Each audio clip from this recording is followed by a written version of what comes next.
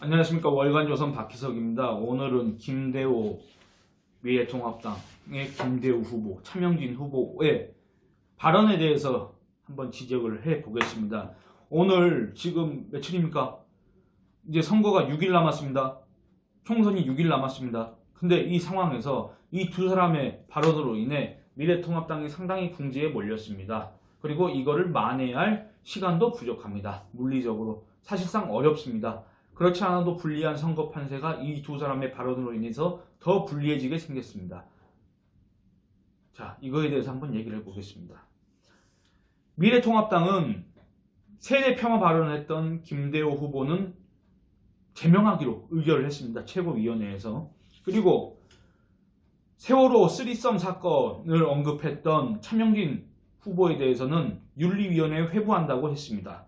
그리고 오늘 김종인 미래통합당 총괄선거대책위원장이 정치인으로서 입에 담을 수 없는 발언을 했다면서 대국민 사과를 했습니다. 왜 이랬겠습니까? 정말 심각한 문제라서 한 겁니다. 일각에서 지금 반발하는 것처럼 막말 프레임에 굴복한 거 아니냐, 이런 거 아닙니다. 제가 그거에 대해서 얘기를 해보겠습니다. 김대호 후보 지난 6일 4월 6일 미래통합당 서울선거대책위원회 회의에서 이렇게 얘기합니다. 60대 70대에 끼어있는 50대들의 문제의식에는 논리가 있다. 그런데 30대 중반 40대는 논리가 아니다. 거대한 무지와 착각이라고 얘기를 해서 30, 40대 세대 폄하 논란에 휩싸였습니다. 그리고 김 후보 또 그렇게 해갖고 사과를 했으면서 다음날에 장애인들은 다양하다. 1급, 2급, 3급 나이가 들면 다 장애인이 된다. 이렇게 해가지고 또 노년층 비하로 들릴 수 있는, 이런 오해될 수 있는 발언을 또 내놨습니다. 연이어서. 그리고 차명진 경기부총갑 미래통합당 후보, 이 사람은 소위 세월호 3썸 사건을 얘기했습니다. 차 후보는 경기부총갑 후보자 토론회에서 혹시 3썸 사건이라고 아세요? 3썸 사건 이렇게 언급을 했습니다. 2018년 5월에 세월호 자원봉사자와 세월호 유가족이 텐트 안에서 말로 표현할 수 없는 문란한 행위를 했다는 기사를 이미 알고 있다. 이렇게 얘기를 했습니다. 여러분, 이게 그러니까 이 사건, 이 의혹, 이 내용이 뭐냐면 세월호 유족과 거기에서 봉사활동을 했던 한 여성이, 남성 2명과 여성 1명이 그 광화문광장 천막에서 성관계를 가졌다는 내용을 담은 인터넷 매체의 보도가 요 근래에 들어서 이렇게 이제 온라인 커뮤니티를 통해서 확산이 되기 시작했고, 이거를 이제 차명진 후보가 후보자 토론회에서 언급을 했다는 겁니다. 그리고 차명진 후보는 또 가로세로 연구소라는 유튜브 채널에 출연해가지고 이 얘기를 또 얘기했습니다. 그래서 이들은 지금 왜 이 선거판에서 굳이 이런 얘기를 했을까? 이런 공격이 본인들은 물론 그런 의미가 아니라고 얘기하겠지만, 억울하다고 주장하겠지만, 이런 막말 공격이 들어올 거라고 전혀 예상하지 못했습니까? 예상했으면서도 이런 얘기를 한 거는 사실상 당이 망가지든 이번 총선 판이 망가지든 나하고는 상관없다. 나만 주목받으면 된다. 이런 생각을 했다는 얘기밖에 안 되는 거고, 이런 공격이 들어올 거라고 예상하지 못했다면은, 그 정도 정무적 판단 능력이 없다면 정치인으로서, 국회의원 후보자로서 나중에 국회의원이 될 자격이 전혀 없다는 얘기밖에 안 되는 겁니다. 이번 총선 박근혜 탄핵부터 시작된, 길게는 4년 전부터 우파 성향 국민들이 우파 성향 국민들이 고대해왔던, 학수고대해왔던 날입니다. 짧게는 문재인 정권 집권 이후 이 정권을 심판하겠다고 벼르고 벨렀던 사람들이 지금까지 참고 참아서 겨우 지금까지 참고 참아서 기다려왔던 날들입니다. 미래통합당 같은 경우에는 기존의 자유한국당에서 당의 정체성을 버리고 여기저기 다 끌어모아서 반문의 기치 아래 이 정권을 심판하겠다, 정권 심판을 국민들에게 호소하겠다면서 여기저기 모든 세력들을 다 끌어모아서 지금 미래통합당이 된 겁니다.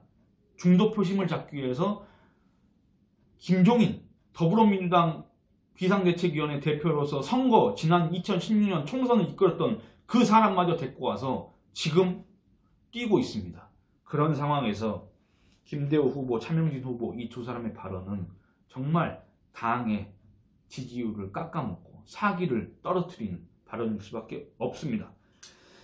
심지어 자유한국당은 새로운 보수, 따뜻한 보수를 외치면서 자유한국당을 적폐라고 했던, 몰아붙였던 유승민과도 통합을 했습니다. 오로지 이번 총선에서 이겨야 된다는 그 일념 아래 모든 걸 다 버려가면서 준비를 해왔습니다. 그런데 이 선거 판세를 이렇게 막말 논란으로 덮어버립니까? 그 빌미를 제공합니까? 그 때문에 이번 총선에 나온 지금 후보자들이 전부 다 피해를 입게 생겼습니다. 예를 들어서 전략공천을 받은 사람들 있지 않습니까? 이 사람들은 각자 자기가 나름대로 자기 분야에서 전문성을 인정받고 어느 정도 성과를 냈던 사람들입니다. 이 사람들 굳이 정치를 하지 않아도 잘 먹고 잘 사는 사람들입니다. 이 사람들이 정치권으로 들어오게 되는 순간에는 자기의 사적 영역을 많이 포기해야 됩니다. 심지어 가족들도 상당히 고통을 당할 수도 있습니다. 그런 거를 감수하면서 들어왔습니다. 그 사람이 왜 정치를 하고 싶어 하는지 그건 잘 모르겠습니다만 어쨌든 많은 걸 포기하면서 이 공적 영역, 정치라는 공적 영역에 들어와서 국민의 선택을 받겠다고 지금 하는 건데 이 두 사람의 발언 때문에 이 사람들의 표는 내려갈 수밖에 없습니다. 그리고 두 번째, 공천을 한번 받기 위해서 그동안 수년 동안, 어떻게 보면 뭐 몇십 년 동안 지역 표밭을 다졌던 사람들도 있습니다. 그 사람들, 그 다음에 짧게는 예비 후보 등록해서 그 날씨가 추운데도 출퇴근 인사하고 지역 경로당, 마을회관, 시장 뭐 이런 데 돌아다니면서 인사하고 명함 돌리고 이랬던 사람들 있지 않습니까? 이 솔직히 뭐 이 우한 폐렴 걸릴까봐 일반인들은 마스크를 쓰고 이러고 있는 상태에서 사람 별로 만나는 것도 싫어하는데 그 사람들은 표로 지지를 호소해야 되니까 여기저기 만나러 다녔던 거 아닙니까? 그 상황에서도 이 사람들 우한 폐렴 안 무서웠겠습니까? 다 무서운데도 어떻게든 한번 국회에 한번 들어가 보고 싶어서 그렇게 한 거 아닙니까? 이 사람들의 노력을 또 이 두 사람의 발언이 결국에는 물거품으로 만들 수도 있습니다. 이게 이 사람들의 두 발언이 한 표를 깎아먹든 100표를 깎아먹든 그 표차로 지는 사람들도 있을 수 있습니다. 이 두 사람의 발언이 과연 투표에 긍정적인 영향을 줬겠습니까? 부정적인 영향을 줬겠습니까? 최소한 긍정적인 영향은 절대로 주지 않았을 거라고 생각합니다.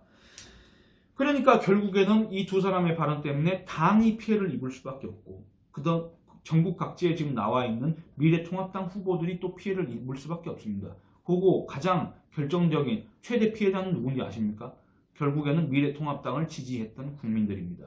문재인 정권 심판을 요구했던 국민들입니다. 그렇지 않아도 지금 이 우한 폐렴 사태를 맞아서 갑자기 뭐 문재인 정부가 잘하고 있다 이런 문재인 대통령 국정 수행 지지율이 엄청 올라가고 있는 상황에서 이렇게 불리한데 문재인 정권 실정을 지적하고 이 총선 구도를 문재인 정권 시판으로 지금 옮겨가는데도 시간이 부족한 상황에서 굳이 이 선거와 별로 관계가 없는 세대 폄하 발언으로 오해될 수 있는 그런 얘기를 한다든가 아니면 무슨 놈의 세월호 쓰리썸 이런 얘기를 도대체 왜 하는 겁니까? 왜? 진위는 그게 아니었다고 하더라도 일단 이 내뱉은 말로 인해서 미래통합당의 후보자 그리고 미래통합당을 지지했던 국민들은 망연자실할 수밖에 없습니다. 그리고 표는 절대로 이 발언을 해서 득표는 더 올라가지 않고 오히려 떨어질 수밖에 없습니다. 아니 왜 자기 개인의 능력 부족이 아니라 다른 사람의 실언으로 인해서 표를 깎아먹고 떨어져야 됩니까? 왜 우파 성향 국민들이 이 두 사람의 발언으로 인해서 사기가 떨어지고 어쩌면 투표를 포기할 수도 있고 이런 상황을 우려해야 됩니까? 도대체 무슨 결과를 예상하고 이런 발언을 한 겁니까?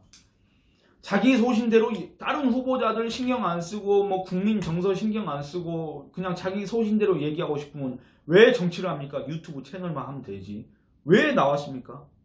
그냥 무소속으로 나오면 되지. 왜 미래통합당 후보로 나와서 그렇게 그런 얘기를 합니까? 왜 그런 정제되지 않은 발언을 하는 겁니까?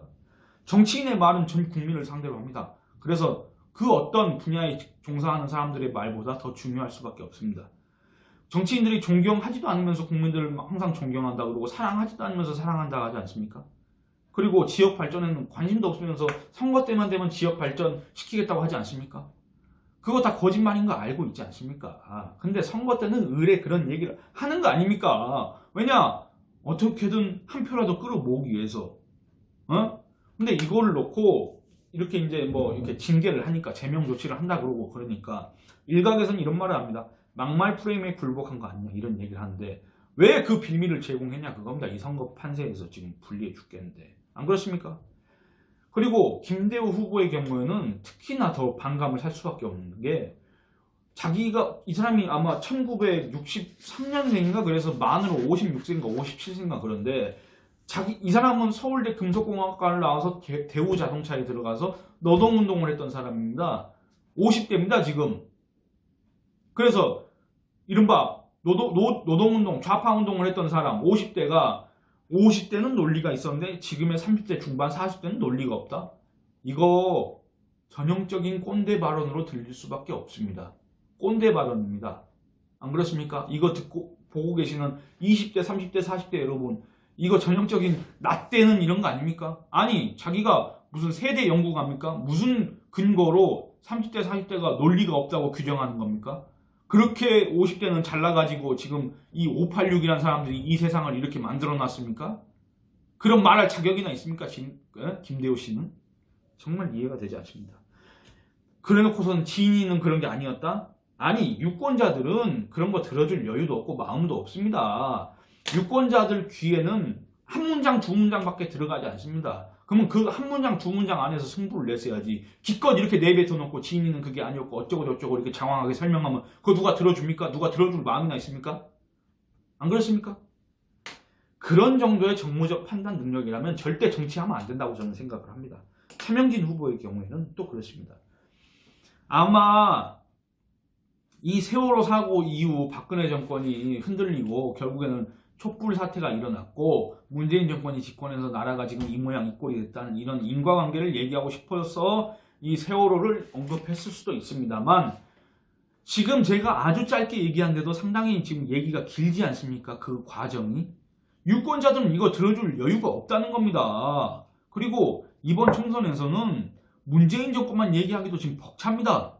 그들이 실제로 잘못을 했다면 그 실정을 유권자한테 알리는 것도 시간이 부족합니다. 근데 그 와중에 왜 굳이 세월호 쓰리썸, 세월호에서 있었던 그런 불미스러운 있었는지 없었는지 모르겠지만 세월호 천막에서 있었다고 지금 알려진 그 불미스러운 일에 대해서 얘기를 하고 다니는 겁니까? 네? 그렇게 얘기를 하면 소위 말하는 자기가 진보라고 자처하는 좌파 성향 유권자들이 미래통합당을 지지하고 차명진 후보를 지지해 줄 거라고 생각했습니까? 아니면 중도층이 미래통합당 쪽으로 돌아설 거라고 생각했습니까? 전혀 아닙니다. 제가 봤을 때는. 심지어 우파 성향 미래통합당 지지하는 국민들도 어떻게 저런 얘기까지 할 수가 있나 이렇게 생각할 수도 있습니다. 결국에는 아무리 따져봐도 긍정적인 영향을 주는 발언은 절대 아니라는 겁니다. 아니라는 겁니다. 자신의 입지는 물론 왜 당 전체를 혼란으로 몰아가고 결국에는 우파 성향 국민들까지 사기를 잃게 만듭니까? 차명진 후보. 네? 그렇지 않습니까? 지금 김종인 총괄선대위원장이 전국을 돌아다니면서 그 80노구를 이끌고 전국을 돌아다니면서 이번 선거 구도를 문재인 정권 심판으로 되돌리기 위해서 얼마나 지금 노력하고 있습니까? 그 사람의 과거 전력을 떠나서 그 사람의 정체성을 떠나서 지금 이 선거판에서 그 누구보다도 미래통합당의 지지를 열심히 호소하고 아마 제일 가장 효과적으로 효율적으로 하고 있는 사람이 지금 김종인 씨일 겁니다. 그 김종인 씨가 목이 쉬어가면서 그렇게 지금 하고 떠들고 다니고 있는데 그거를 지금 이렇게 차츰차츰 문재인 정권 심판 쪽으로 차츰차츰 옮겨가고 있었는데 그거를 단 한순간에 막말로 덮어버린 그 빌미를 제공한 사람들 정말 이 면목이 있습니까? 없습니까? 김종인 씨가 왜 대국민 사과를 한 줄 아십니까? 내일이면 당장 사전투표를 합니다. 사전투표. 이 상황을 만회할 수 있는 방법이 없습니다. 시간도 없습니다. 물리적으로 너무 부족합니다. 그래서 제명이라는 극약 처방을 하게 된 겁니다. 김종인 씨가 무슨 고약한 노인이라서 그런 게 아닙니다. 그런데 정작 이 빌미를 제공한 김대우 후보 지금 뭐라고 하는지 아십니까? 제가 이 영상 찍으러 들어오기 전에 확인한 기사에 따르면 4월 15일까지는 자기는 여전히 기호 2번 미래통합당 후보다. 판단은 관악갑 주민들의 몫이다. 이렇게 주장했습니다. 그리고 차명진 후보도 페이스북에 이렇게 얘기했습니다. 자기는 명백히 기사에서 본 내용을 그대로 인용했을 뿐이다. 뉴스플러스라는 인터넷 언론에 2018년 5월 10일 해당 기사가 떴고 그 기사는 아직 어떤 법적 제재도 받지 않았고 삭제되지도 않고 있다면서 당 지도부가 저의 바른 말을 막말로 매도하는 자들의 준동에 놀아나지 않을 것이라고 믿는다. 유권자 국민들의 현명한 판단을 믿고 뚜벅뚜벅 앞으로 가겠다. 이렇게 얘기했습니다. 결국에는 자기들의 발언이 얼마나 큰 부작용을 초래했는지 그런 거에는 아랑곳하지 않고 이번 선거에 끝까지 임하겠다. 이런 얘기를 하는 겁니다. 판단은 관악갑 주민들의 몫이고 국민들의 현명한 판단을 믿는다고? 정말 할 말이 없습니다. 정말 할 말이 없습니다. 정말 이 사태에 대해서 일말의 책임도 느끼지 않는 것 같습니다. 물론 이 사람들이 바른 말을 했을 수 있는데 제가 아까 처음에 얘기했다시피 분명히 이 사람들은 말 실수를 했고 시의적절하지 않은 발언을 했습니다. 이거는 이번 선거에 절대로 유리한 발언이 아닙니다. 여러분들은 어떻게 생각하십니까? 오늘은 이만 줄이겠습니다. 감사합니다.